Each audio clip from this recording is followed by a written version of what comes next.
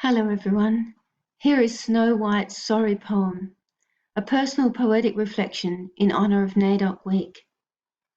I wish all our First Peoples citizens around the nation a wonderful celebration of language, country and culture.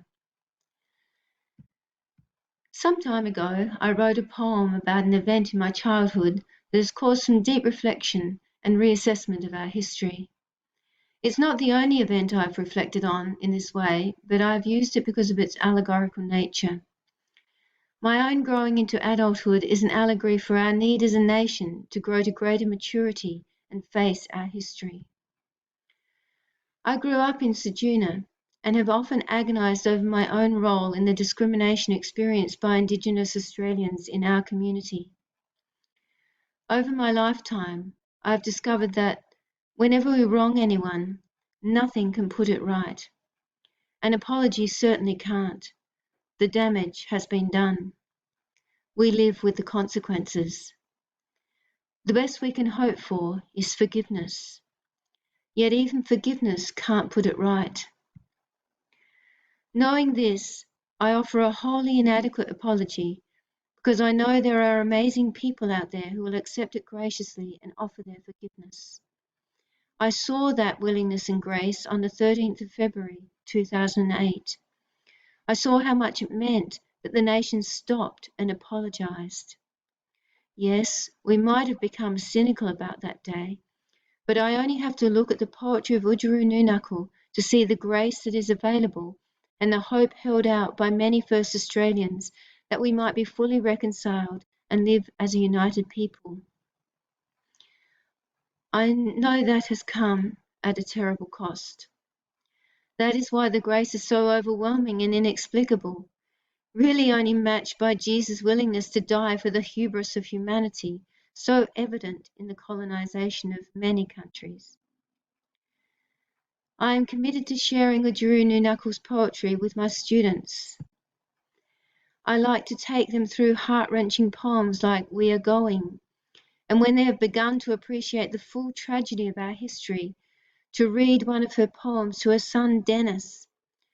Please look it up on the internet. It is called Son of Mine. I will only note that the poem finishes by saying she urges him to focus on the brave and fine when lives of black and white entwine, and we achieve the true brotherhood that so many of us long for.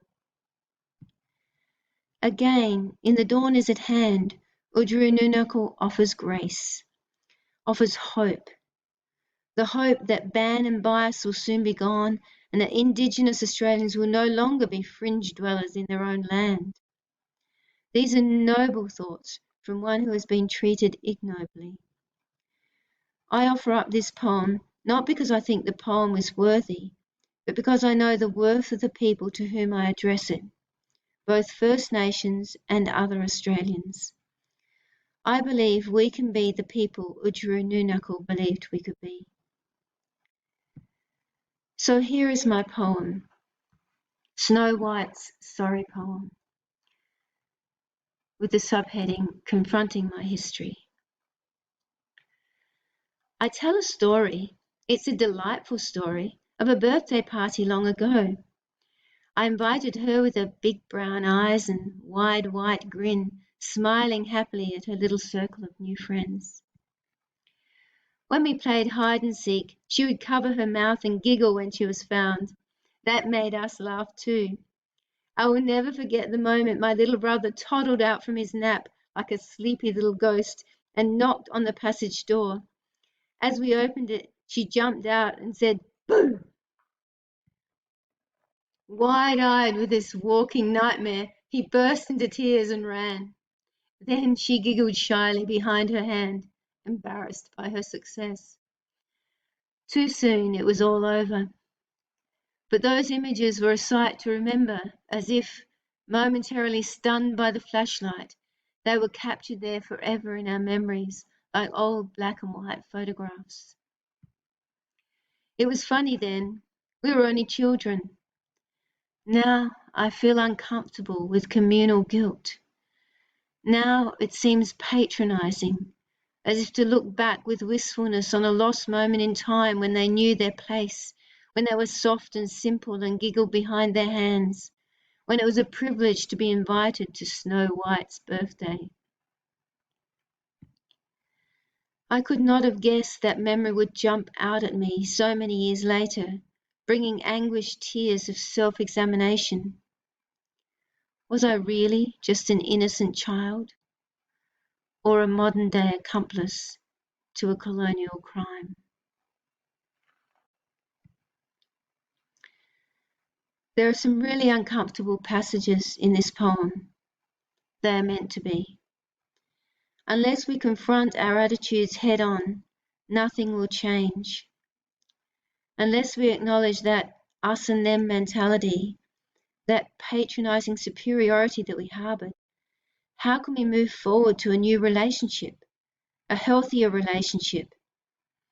Tears and regret are not enough.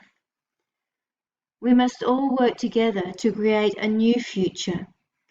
The future Ujuru Nunaku, Faith Bandler, Vincent Linjari, Charlie Perkins and his daughters Hetty and Rachel, Eddie Marbo, Louise O'Donoghue, Marcy Langdon, Noel Pearson, and countless others have worked towards. I probably shouldn't have started naming people because there are so many more. Anyway, this is my small offering for NAIDOC Week. I hope it may cause us to pause and reflect on the past, present, and future of our nation, and translate that into action for a better future together. By the way, if you're interested in a detailed analysis of the poem, please visit my website where you'll find an annotated version as a downloadable A3 PDF. All the best, everyone.